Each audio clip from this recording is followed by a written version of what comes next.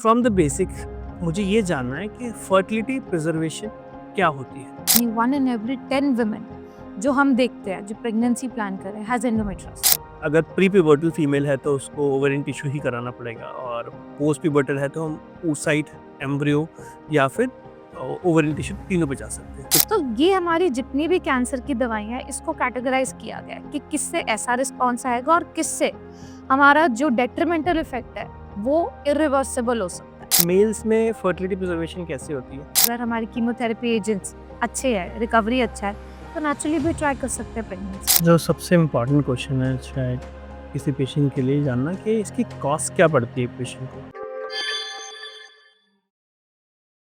Hi, welcome to fertility focus, एक podcast show जहां हम बात करते हैं इनफर्टिलिटी एंड प्रेगनेंसी से रिलेटेड जानकारी आपको देते हैं ताकि आप राइट चॉइसेस बना सकें। आज हम एक बहुत इंपॉर्टेंट टॉपिक के बारे में बात करने वाले हैं, वो है फर्टिलिटी प्रिजर्वेशन, यानी आप अपनी रिप्रोडक्टिव पोटेंशियल को कैसे फ्रीज कर सकते हैं, कैसे आप अपनी चॉइसेस बना सकते हैं कि आप कब प्रेग्नेंट होना चाहते हैं at any age in your life. ये एक बहुत इंपॉर्टेंट टॉपिक इसलिए भी है क्योंकि आजकल हम बहुत कॉमनली देख रहे हैं कि लोग जल्दी शादी नहीं कर रहे हैं, जल्दी प्रेगनेंसी नहीं चाहते हैं। बहुत सारे लोगों को कैंसर डायग्नोसिस हो रहे हैं एंड वो नहीं जानते कि उनका क्या ट्रीटमेंट होगा और कैसे कैसे उनकी फर्टिलिटी से अफेक्ट हो सकती है। और इस टॉपिक को हम डिस्कस करेंगे गौरव सर के साथ। Hi sir. Hi hi madam. So madam, ये टॉपिक भी काफ़ी क्लोज है मेरे दिल के, क्योंकि बहुत सारे लोगों को सिर्फ ये लगता है कि फर्टिलिटी प्रिजर्वेशन कहीं ना कहीं सिर्फ ओवेरियन कैंसर वाले पेशेंट के लिए या फिर सोशल फ्रीजिंग जो अपनी जिनकी एज बढ़ रही है और बाद में कंसीव करना चाहते हैं उनके लिए। पर इसके अलावा जरा बहुत सारे लोग हैं जिनको इसकी ज़रूरत पड़ सकती है, और इसके आगे क्या है, इसके पीछे क्या है और क्या क्या करना है, मुझे इसके बारे में बात करनी थी। तो it's quite close to me. तो मैडम, फ्रॉम द बेसिक मुझे ये जानना है कि फर्टिलिटी प्रिजर्वेशन क्या होती है। तो गौरव, जैसे हमने बात किया कि फर्टिलिटी यानी आपकी प्रेगनेंसी आने की जो क्षमता है, which is in the females egg related and in the mail sperm related, आप उसे अपने हिसाब से प्रेजर्वेशन यानी फ्रीज कर ले, उसको सेव कर ले, सेव गार्ड कर ले। क्यों कर ले? क्योंकि हमें पता है कि जैसे जैसे एज बढ़ेगी वैसे वैसे एग की क्वालिटी भी खराब होगी, क्वांटिटी भी खराब होगी। तो जितने अच्छे एग यंग एज में बनते हैं, क्योंकि जितना भी हमारा हम आईवीएफ के फेलियर की बात करें वो सारा का सारा कहीं ना कहीं एडवांस मेटर्नल एज से रिलेटेड होता है, जेनेटिक्स से रिलेटेड होता है, जो एज के साथ डिट्योरेट होता है। सो यंग एज में जब आपके गमीट्स हेल्दी है तब आप उसे फ्रीज कर सकें, अपनी फर्टिलिटी को प्रिजर्व कर सकें। That is what is fertility preservation. Good ma'am, thank you. मतलब जो भी सेल्स रिस्पॉन्सिबल हैं बेसिकली आपकी फर्टिलिटी के लिए, स्पर्म या एग, उन या उनके टिश्यू जिससे वो बनते हैं, उनको हम प्रिजर्व करके रख लेते हैं। मैडम, सेकंड क्वेश्चन जो इसमें बनता है, जो सब लोग जानना चाहते हैं कि इसकी इंडिकेशन क्या है। क्या सिर्फ कैंसर या सोशल एग फ्रीजिंग ही है, या ये बहुत सारे लोगों की ज़रूरत हो सकती है? तो जो भी कोई ऐसी कंडीशन है जिसमें हमें पता है कि आगे चल के डिक्लाइन आ सकता है, अब वो एज रिलेटेड है तो इसलिए सोशल एग फ्रीजिंग हो गया कि फीमेल एज फॉल करेगी तो हम पहले एग को टाइमली फ्रीज कर लें। सेकंड, कैंसर की जैसे आपने बात की, कैंसर खुद भी और कैंसर का इलाज जो कीमोथेरेपी ड्रग्स होती हैं, जो डिवाइडिंग सेल्स के लिए बहुत टॉक्सिक होती हैं, गेमीट्स के लिए टॉक्सिक होती हैं, वो रेडियोथेरेपी, रेडिएशन जब दी जाती है अगेन डिवाइडिंग सेल्स को हार्म करती है। तो ये कैंसर और कैंसर रिलेटेड इलाज भी एग और स्पर्म पे असर डालता है। सेकेंड, अगर ये कैंसर पूरी बॉडी का है तो ये रेडिएशन पूरी बॉडी की हो सकती है, दवाइयाँ पूरी बॉडी के लिए मिल सकती हैं, तो वो भी कहीं ना कहीं ब्रेन डैमेज करते हैं, हार्मोन को सप्लाई को कम करते हैं, जिसकी वजह से एग और स्पर्म प्रोडक्शन इफेक्ट होता है। देन कंडीशंस जिसके अंदर हम बात करते हैं जेनेटिक डिसऑर्डर, जैसे टर्नर है, जिसके अंदर जैसे जैसे एज बढ़ेगी वैसे वैसे ओवरीज और स्ट्रीक हो जाएंगे और उनमें एग नहीं प्रोड्यूस होगा। एंडोमेट्रोसिस एक प्रॉब्लम जिसके अंदर क्या है कि जैसे जैसे टाइम बढ़ता है, जैसे जैसे पीरियड्स आते हैं, एंडोमेट्रोसिस का स्टेज ग्रेड वर्सन होना शुरू हो जाता है। और शुरू में तो सिर्फ बेसिक बेसिक डिपॉजिट्स होते हैं, आगे चल के बड़े बड़े चॉकलेट सिस्ट बन जाते हैं, egg reserve, egg quality, quantity सब डिक्लाइन हो जाती है। सो वो सारी कंडीशंस जिनके अंदर हमें पता है कि over the time this is going to happen, that is the time when we should freeze the gametes. अब ऐसे ही और इंडिकेशंस भी आ गए हैं। कुछ ऑटो इम्यून डिसऑर्डर्स होते हैं जिसके अंदर ट्रीटमेंट इनिशियली जो है वो गेमेटोटॉक्सिक नहीं होता, यानी एक स्पर्म को डैमेज नहीं करता। बट एज सेकेंड और थर्ड लाइन ट्रीटमेंट उनकी भी दवाइयां बिल्कुल सेम होती है कीमोथेरेपी, कैंसर वाली ड्रग्स जैसी। सो बहुत बार हमारे पास मेन आते हैं फॉर किडनी डिजीज, जिनको अगर साइक्लोफॉस्फेमाइड जैसी दवाई शुरू होने वाली है कि आप पहले ही सीमन सैंपल फ्रीज कर लीजिए, ताकि जो नेगेटिव इफेक्ट आना है उससे पहले हम एक अच्छी पोटेंशियल के स्पर्म को फ्रीज कर पाए, ताकि आगे वो यूटिलाइज हो सके। हाँ, ये इवन ये एंडोमेट्रियोसिस वाली बात तो मैंने शूट से पहले आपसे ही बात कर रहा था, मुझे इतनी इसके बारे में नॉलेज नहीं थी। आपने बताया कि endometriosis itself is an indication for fertility preservation और उसको लोगों को कंसीडर करना चाहिए। गौरव, आज की डेट में अगर हम बात करते हैं 10% केस, यानी 1 in every 10 women जो हम देखते हैं जो प्रेगनेंसी प्लान कर रहे हैं has endometriosis. So now that's a very big burden. And क्या होता है, एंडोमेट्रियोसिस ऐसी चीज है कि लोगों को बहुत कम पता होता है इसके बारे में, इग्नोर करते रहते हैं। सिस्ट है, ठीक हो जाएगा, बहुतों को होती है, हर सिस्ट अलग होती है। एंडोमेट्रियोसिस की सिस्ट अगर है, ये डिजीज है, तो ये हर पीरियड के साथ वर्सन होगी। And the only treatment for this is to get pregnant early और to stop periods completely. Now in both the scenarios अगर एक विमेन रेडी नहीं है तो उसके पास ऑप्शन यही है कि वो अपनी फर्टिलिटी को प्रिजर्व कर सके। अच्छा madam, coming back to the same topic कि भाई जो ये जब कोई पेशेंट किसी को मान लीजिए कैंसर हो गया है, वो परेशान है, तो जब वो कीमोथेरेपी और रेडियोथेरेपी के लिए जाते हैं तो उसका क्या इफेक्ट पड़ता है? क्या सारे ही पेशेंट जो कैंसर ट्रीटमेंट के लिए जा रहे हैं उन्हें फर्टिलिटी प्रिजर्वेशन ऑप्ट करनी चाहिए या कुछ है वो? गर्व देखो, कैंसर का भी ना अलग अलग टाइप है, बॉडी के पार्ट के हिसाब से होता है, एंड दूसरा होता है ट्रीटमेंट के हिसाब से। सो कुछ कैंसर्स होते हैं जिनके अगर हम बात करें तो सर्जिकल एक्सिजन के बस उसको रिमूव कर दिया इज द ट्रीटमेंट, राइट। आगे उसकी जैसी ग्रेड होगी उस पर निर्भर करेगा कि उसके अंदर कीमो रेडियोथेरेपी दी जा रही है या नहीं दी जा रही है। सबसे कॉमन कैंसर जो हम देखते हैं वो तो ब्रेस्ट कैंसर। अब ब्रेस्ट कैंसर में अगर हम कन्वेंशनल ट्रीटमेंट की बात करते हैं तो उसमें पहले सर्जिकली जो कैंसर वाला पार्ट है उसको रिमूव किया जाता है, और उसके बाद उसकी टिश्यू स्टेनिंग, ग्रेडिंग वगैरह जब पूरी हो जाती है तब डिसाइड होती है कीमोथेरेपी। नाउ क्या है, इस बीच में हमारे पास टाइम होता है कि कुछ 4 से 6 हफ्ते का टाइम होता है before chemotherapy radiotherapy can be instituted. So उस टाइम पे हमारे पास रेफर्ड पेशेंट आते हैं कैंसर के डॉक्टर से कि इनको अब आप फर्टिलिटी प्रिजर्वेशन के लिए गाइड कर दीजिए। तो ऐसे ही बहुत सारे कैंसर्स का इलाज होता है। अब कैंसर ट्रीटमेंट में जो दवाइयां दी जा रही हैं, कुछ डिजीज के अंदर जो दवाई दी जाती है उनका जो इफेक्ट आता है वो बड़ा टेम्परेरी होता है। तो आपने अगर कीमोथेरेपी दवाई दी तो एक बारी को तो हो सकता है कि पीरियड्स बंद हो जाए, एग नहीं बने, सेटल हो जाए, बट उससे रिवाइवल बहुत जल्दी हो जाता है। जैसी कीमोथेरेपी ड्रग्स बंद हुई, विद इन 6 months पीरियड्स भी वापस आ जाते हैं, एग रिजर्व भी ठीक हो जाता है। That's a temporary suspension of fertility. तो ये हमारी जितनी भी कैंसर की दवाइयां हैं इसको कैटेगराइज किया गया है कि किससे ऐसा रिस्पॉन्स आएगा और किससे हमारा जो डेट्रीमेंटल इफेक्ट है वो इरिवर्सिबल हो सकता है। सो इफेक्ट के हिसाब से अगर हम बात करते हैं तो हमारी लो प्रोग्नोसिस और वेरी पुअर प्रोग्नोसिस वाली जो ड्रग्स होती हैं, जो स्पेशली कैंसर ट्रीटमेंट में ब्रेस्ट के में दी जाती हैं, उससे मीनोपॉज जो होता है उसका जो इफेक्ट है वो काफी प्रोलॉन्ग्ड होता है और मोस्टली इरिवर्सिबल होता है। सो अगर हमारी कीमोथेरेपी रिजीम हमारे सामने स्पष्ट है कि क्या दी जानी है, तो उस हिसाब से हम पेशेंट को काउंसिल करते हैं कि ये दवाई दी जाएगी, ये इतने इतने दिन के लिए दी जाएगी और इसकी वजह से इतना इतना इफेक्ट आएगा। हमारे पास बहुत सारा डेटा इस वक्त अवेलेबल है। सिमिलरली रेडियोथेरेपी कौन से पार्ट की हो रही है? अगर ब्रेन रेडियोथेरेपी है तो हमने बात किया कि ब्रेन से भी गोनाडोट्रोपिन जो एग और स्पर्म बनाने में मदद करते हैं वो कम हो जाते हैं। डायरेक्टली हमारे गोनाड्स की अगर ओवरी या फिर टेस्टिकुलर एरिया की रेडिएशन होनी है, पेल्विक रेडिएशन है, तो उसके अंदर डायरेक्ट डैमेज होगा। बाकी किसी पार्ट की होगी तो डायरेक्ट डैमेज नहीं होता है। तो अगेन कौन सी रेडियोथेरेपी रिजीम इंस्टीट्यूट की जा रही है ये हमें आइडिया देता है। तीसरा, कैंसर सर्जरी। अभी तो हम ब्रेस्ट की बात कर रहे हैं, बट अगर मान लो ओवरी का ही कैंसर है तो उस केस में सर्जरी ओवरी पे होगी, राइट।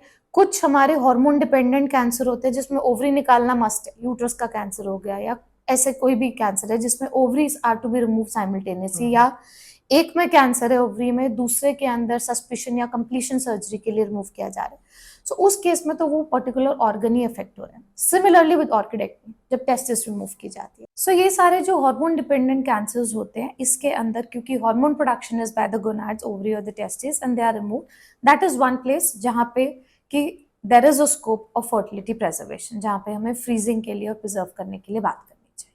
अच्छा मैडम, कुछ ऐसे भी कैंसर होते होंगे कि जहाँ पे आपको फर्टिलिटी प्रिजर्वेशन की ज़रूरत नहीं है? ये तो हमने जान लिया कि कहाँ कहाँ पर है, कहाँ कहाँ पे नहीं। ये कौन से लोग हैं? और वो कैंसर, जैसे उदाहरण देती हूँ आपको, जैसे हमारे पास रिसेंटली एक पेशेंट थी हॉजकिंस लिम्फोमा की। हम्म। अब हॉजकिंस लिम्फोमा एक कॉमन डिसऑर्डर है, ब्लड का कैंसर है। तो इसके अंदर क्या होता है कि जो कीमोथेरेपी दी जाती है उसके अंदर रिवर्सल बहुत अच्छा होता है। तो क्या होगा, आप देंगे, टेम्परेरी सस्पेंशन ऑफ पीरियड्स वगैरह होगा, साइकिल डिस्टॉर्ट होंगे, और फिर थोड़े टाइम में वो वापस आ जाती है। तो पेशेंट को ये बात डिस्कस हुआ, बट अगर रेकरेंस होता है तो उस केस में जो सेकेंड लाइन ऑफ ट्रीटमेंट है, वो जो दवाई दी जाती है, वो अनफॉर्चुनेटली ऐसी नहीं है। So we can have a discussion. Eventually सारी जो हमारी थेरेपीज होती है, वो अगर हमारी फर्स्ट लाइन थेरेपी कीमोथेरेपी की ऐसी है कि जिसमें रिवर्सल अच्छा आता है, तो then we can totally avoid fertility preservation. Secondly, आजकल कुछ कीमोथेरेपी में सुधार भी हो गया, बहुत सारी नई तरह की हार्मोनल थेरेपी है, वी हैव इम्यूनोथेरेपी, बहुत टारगेटेड सेल थेरेपीज है, सो बहुत प्रिसाइज है, तो उसका जो कोलैटरल डैमेज है ऑन द गोनाड्स वो कम होता है। सो अगर हमें पता है किस तरीके का हम रिजीम यूज करने वाले हैं और उसका क्या इफेक्ट है, तो कुछ कैंसर्स के अंदर we can totally avoid this कि फर्टिलिटी प्रिजर्वेशन किया जाए। Then fertility preservation is not something जो सबको कराना ही कराना है। हम जब पेशेंट को काउंसिल करते हैं, ये सब चीजें हमने बात करी, पर मान लीजिए उनका एग रिजर्व ऑलरेडी बहुत कम है, ठीक है, तो उस केस के अंदर उन्हें बताना पड़ेगा कि आपका एग रिजर्व ऑलरेडी कम है, प्रोबेबली आप फर्टिलिटी प्रिजर्वेशन के थ्रू जाएंगे भी तो भी इतना ज्यादा आपको हेल्प नहीं हो सकता है कि आप उसको फ्रीज कर पाए। सेकेंड आता है ड्यूरेशन, बहुत इंपॉर्टेंट है। अब अगर हमारा कैंसर का इलाज लंबा चलने वाला है, मान लीजिए 5 साल बाद हमें कोई फिटनेस मिलनी है, तो एज रिलेटेड डिक्लाइन तो आएगा ही। तो it is not related to the chemotherapy और द रेडियोथेरेपी और the cancer per se, but जब ट्रीटमेंट चल रहा है, हमें पता है इसका ट्रीटमेंट लंबा है या इसका रेकरेंस रिस्क ज्यादा होता है और हम कैंसर फ्री स्टेट बहुत लंबे समय में अचीव करेंगे, उस केस में फर्टिलिटी प्रिजर्वेशन होगा।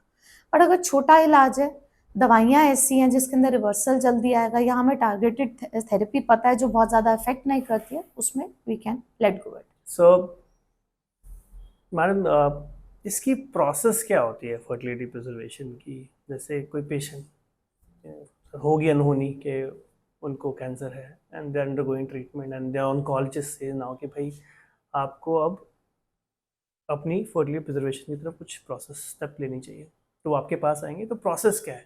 तो एक्चुअली डिपेंड करेगा कि हम क्या फ्रीज करना चाह रहे हैं। पहले हम बात करें फीमेल के बारे में। राइट, सो फीमेल में बात करते हैं तो we can freeze ovarian tissue, which is called ovarian tissue cryopreservation, OTC. Eggs freeze कर सकते हैं, और अगर वो मैरिड कमिटेड रिलेशन में, एम्ब्रियोज फ्रीज कर सकते हैं। सो ओटीसी की बारी कब आती है? जब हमें पता है कि एग्स निकलने की प्रोबेबिलिटी कम है। वो होती है जस्ट प्यूबर्टल और प्री प्यूबर्टल वुमेन, या फिर हमारे पास टाइम बहुत कम है, या हमने बात किया जैसे एंडोमेट्रियोसिस सर्जरी है, तो उसके साथ हम ओवेरियन टिश्यू को कर सकते हैं हार्वेस्ट, अगर for some reason we are doing the surgery. So जहाँ पे हमारे पास ओवेरियन टिश्यू अवेलेबल है, हमारे पास बहुत कम टाइम है, उस केस में, और यंग गर्ल्स में जो प्री प्यूबर्टल हैं, उनके अंदर ovarian tissue cryopreservation is done.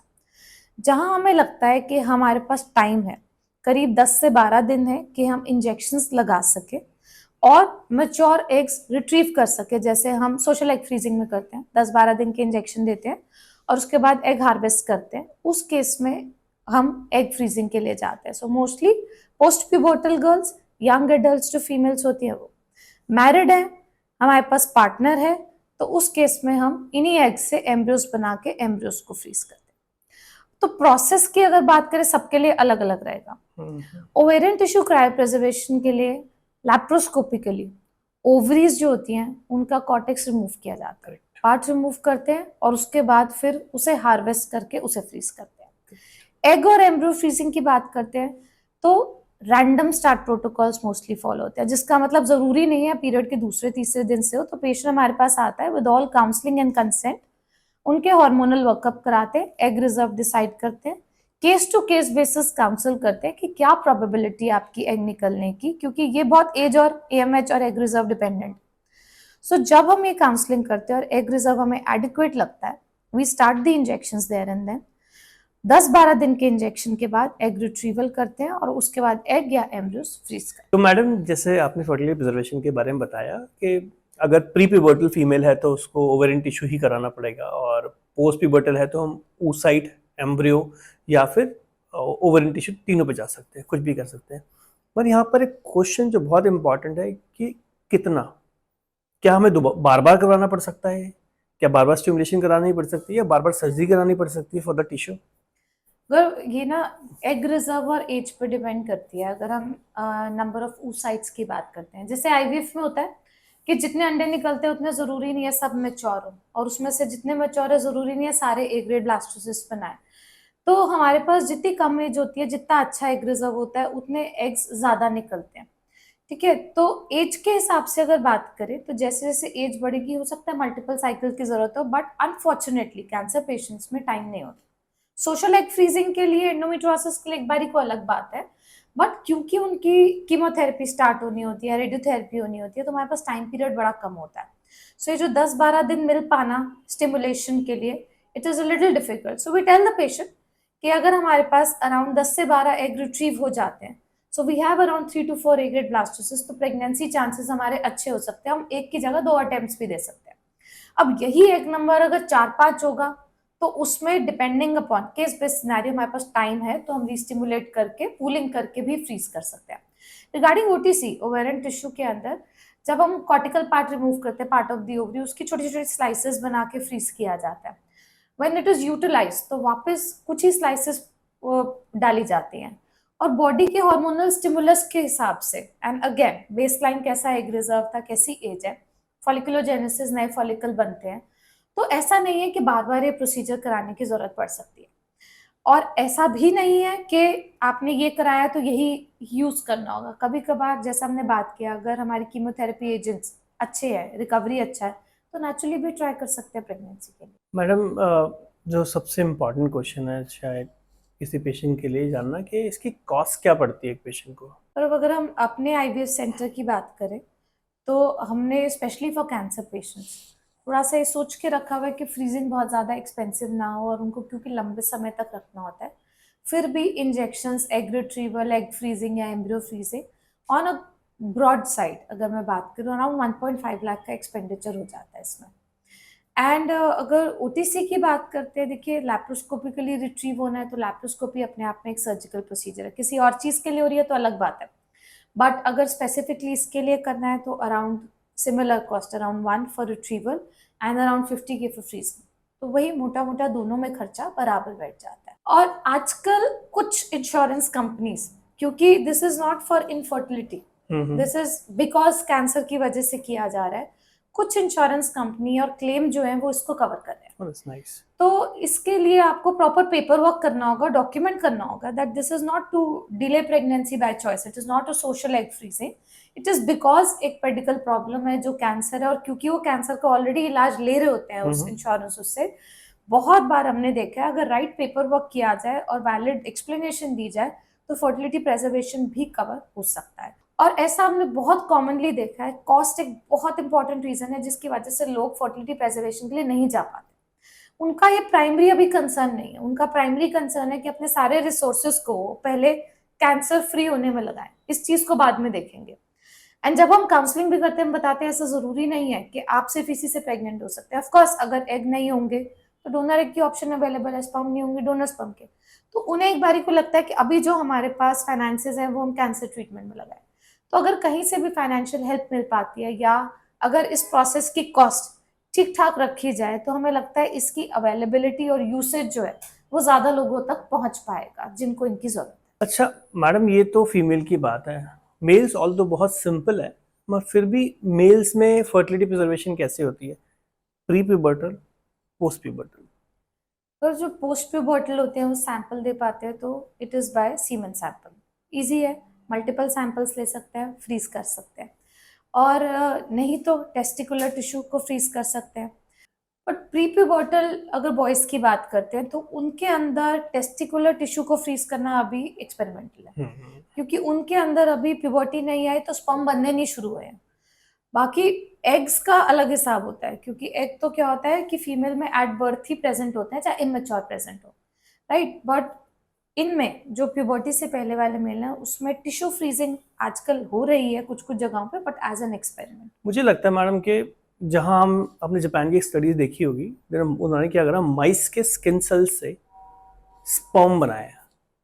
तो when we have gone to that level कि हम सोमैटिक सेल से एक जर्म सेल बना पा रहे हैं, तो it is, I think, it not a big thing आने वाले फ्यूचर में, फ्यू इयर्स। तो प्रिजर्व आज कराने में कोई बुराई नहीं है, ताकि वो आगे जाके प्री प्यूबर्टल बच्चे अपना स्पर्म यूज कर पाए, क्योंकि अभी तो छोटे वैसे भी हो, जब तक वो बड़े होंगे समय आ गया होगा और उस टिश्यू को यूज करके उस स्पर्म या फिर प्रॉब्लम उस साइड कुछ भी बना पाएंगे। आई थिंक मैडम ये फर्टिलिटी प्रिजर्वेशन बहुत बड़ा टॉपिक है। आज हमने निकालने और इसकी फ्रीजिंग और क्रैप प्रिजर्वेशन के बारे में बात करी है यार। एक हमें एक और पॉडकास्ट बनाना चाहिए जिसमें हम इसे यूज कैसे करेंगे, जो सबसे इंपॉर्टेंट है, और क्या सर्वाइवल होता है, क्या आउटकम आती है, कितना अमेजिंग है ये खुद करना, इसके बारे में बात करनी चाहिए। आई थिंक नेक्स्ट पॉडकास्ट में हम यूटिलाइजेशन के बारे में बात कर सकते हैं। सो वेल आई बिलीव कि ये जो टॉपिक है cancer, onco fertility, fertility preservation, बहुत ज़्यादा इम्पॉर्टेंट है उन लोगों के लिए जिनको अभी अभी कैंसर का डायग्नोसिस पता चला है, या वो ढूंढ रहे हैं ऐसी ऑप्शंस जिससे जब वो कैंसर फ्री हो पाए अपने ही जेनेटिक मेकअप के बच्चे पैदा कर पाए।